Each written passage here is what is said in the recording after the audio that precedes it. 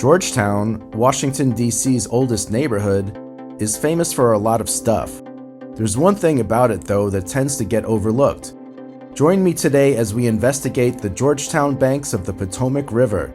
Although it's in one of D.C.'s most fashionable districts, it tends to be a bit isolated since it's on the other side of a busy highway. But that will not stop us. Nature, jogging trails, and canoe clubs are calling. Grab your walking stick and let's go! Well, hey guys, welcome back to Vigoroso, DC. And right now I want to take you for a walk along the Potomac River here in the Georgetown neighborhood of Washington, DC. Now behind me, clearly that does not look like the Potomac River or somewhere where you would take a walk along the Potomac River. There's a tunnel underneath here, and we need to go underneath the road, come out the other side, and then we will turn to the left and walk along the Potomac River.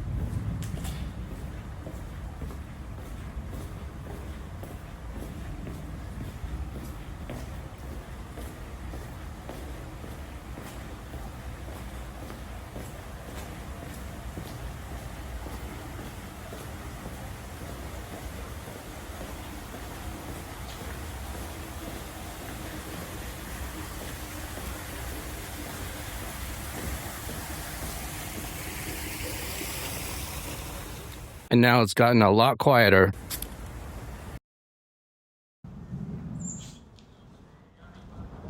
So this is a biking and jogging trail.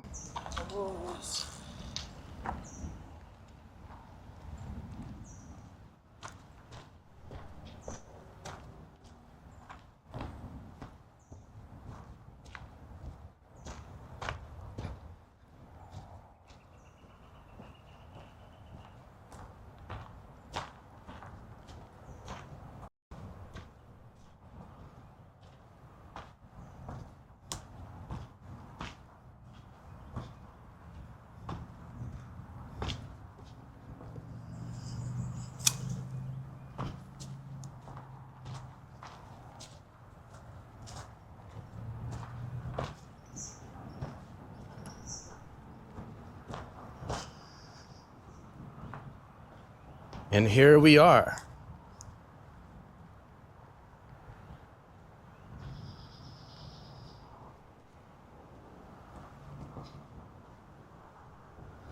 It's a little muddy over here, but not too bad. Here it is, the Potomac.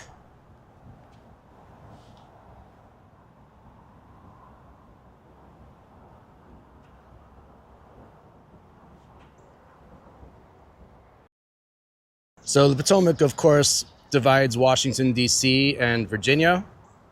And right now, Georgetown, of course, is on the Washington, D.C. side. It is the oldest neighborhood in Washington, D.C. And that is the skyline of Rosslyn, Virginia. That's the big downtown district of Rosslyn. And you see how there's kind of a skyscraper vibe back there? So D.C. actually has height restrictions on its buildings. They want the buildings and the whole atmosphere of the city to remain more traditional, so they don't allow tall buildings to be built. So, of course, there's a need for tall buildings, as every large city has. So they get built right across the river here in Rosslyn, and also Crystal City is further back. And these are the biggest neighborhoods of Arlington, Virginia. So that's really where the tall office building stuff happens.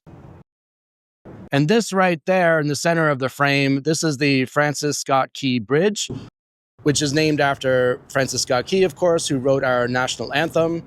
And the reason why they named this bridge after him is because his house was over here originally, kind of at the far left of the bridge. On the Potomac River was his house, but it's been completely demolished. There's nothing left anymore, but they did build a park over there. There's the Memorial Park, which honors him, and they fly a replica Star-Spangled Banner flag, which was the flag at the time he wrote the national anthem about, that has 15 stars.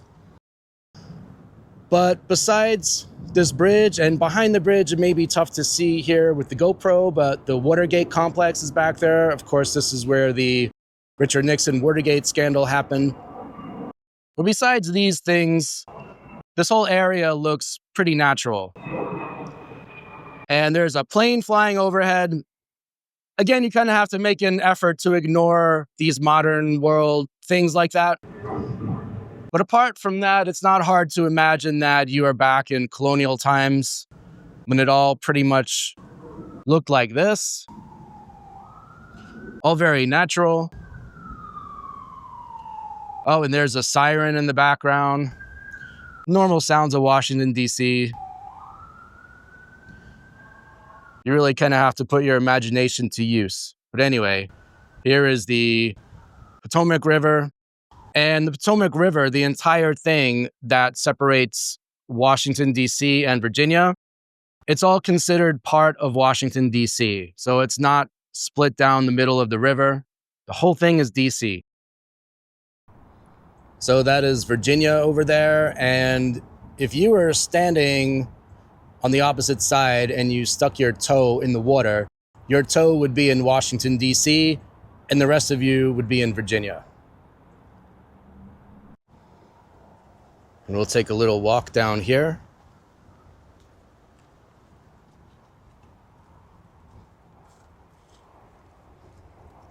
Bit muddy.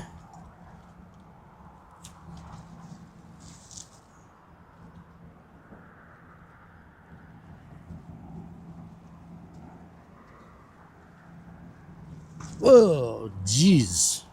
Oh, this is not going to work. Yeah, we'll just do it like this. There's some bird tracks in there, whatever that may be. There's a number of them.